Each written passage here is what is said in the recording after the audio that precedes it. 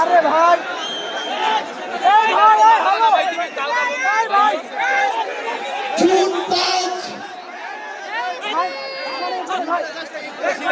High court দেখিয়ে 18 সালের পরিপত্র বাতিল হয়। জুন 6 এই শহীদ মিনার থেকেই যৌক্তিক কোটা সংস্কার আন্দোলন শুরু হয়। আগস্ট 3 এই শহীদ মিনার থেকেই শত শত ভাইয়ের রক্তের উপরে লাশের উপরে দাঁড়িয়ে এক দফা ঘোষণা হয়।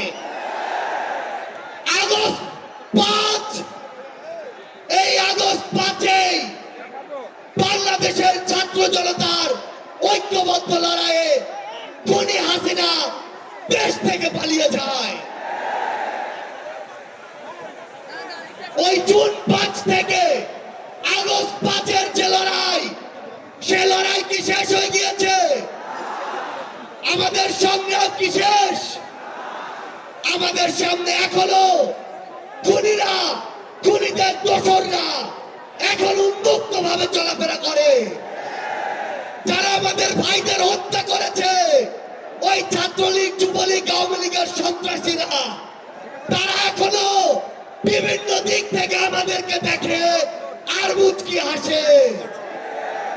এই খুনিদের বিচার হতে হবে কিনা? আমার যারা হত যোদ্ধা রয়েছে, শহীদ পরিবার রয়েছে, তাদের এই খুনের বিচার হতে হবে কিনা? আমরা অবিলম্বে অন্তর্বর্তীকালীন সরকারকে একটি আহ্বান জানাতে চাই।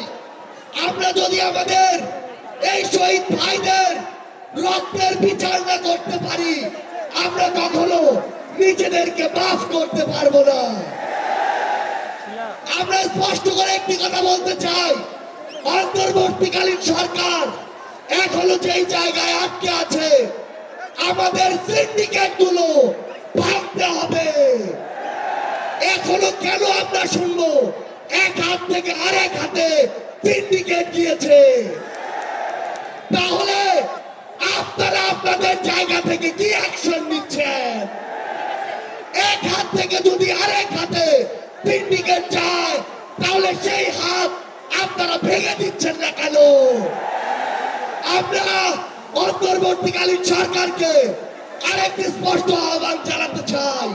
সেটি হচ্ছে, আমাদের এই বাংলাদেশ সকল দেশের সাথে বন্ধুত্বপূর্ণ পররাষ্ট্র নীতিতে যাবে, কিন্তু সেই বন্ধুত্বপূর্ণ পররাষ্ট্র নীতির সুযোগে কেউ যদি মাথায় উঠে বসে, আমরা তাকে মাথা থেকে মাটিতে ফেলে দিতে বিন্দু মাত্র দ্বিধা করবো না।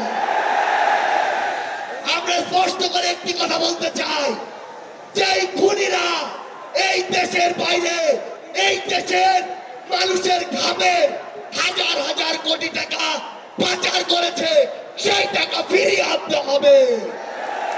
আমরা স্পষ্ট করে বলতে চাই, ওই গোপালগঞ্জে যে খুনির দোসররা এখনো ঘাপটি মেরে আছে, তাদেরকে আইনের আওতায় বিচার করতে হবে। গোপালগঞ্জে এখনো কিভাবে আমাদের এই অভ্যুত্থানের যোদ্ধাদের উপরে হামলা হয়, আমরা প্রশাসনকে, পুলিশকে স্পষ্ট ভাবে বলতে চাই, পুরো বাংলাদেশে আমাদের এই যোদ্ধাদের, ফ্যাসিস্ট বিরোধী আন্দোলনকারীদের নিরাপত্তা যদি না দিতে পারেন, তাহলে ওই চেয়ারে কোন আইন শৃঙ্খলা রক্ষাকারী বাহিনীর বসে থাকার কোন অধিকার নেই। আমরা স্পষ্ট করে শুধু একটি কথাই বলতে চাই, আমরা এই অন্তর্বর্তীকালীন সরকারের কাছে আমরা এই গণহত্যার বিচার চাই।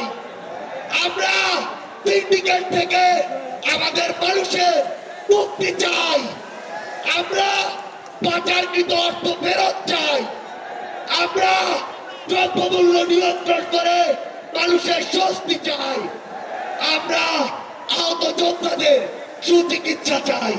পরিশেষে শুধু একটি কথাই বলবো, যে শব্দ নিয়ে এত মানুষ রক্ত দিয়েছে, এত মানুষ জীবন দিয়েছে, যে কেউ সেই সচিবালয়ে বসে হোক, পুলিশে বসে হোক, অন্য কোথাও বসে হোক, যদি সেই স্বপ্নের সাথে স্পিরিটের সাথে বিন্দুমাত্র বিশ্বাসঘাতকতা করার চেষ্টা করে তাকে সমূলে উৎপাদিত করতে হবে।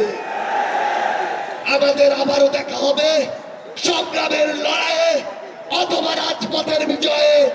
ইনকিলাব জিন্দাবাদ।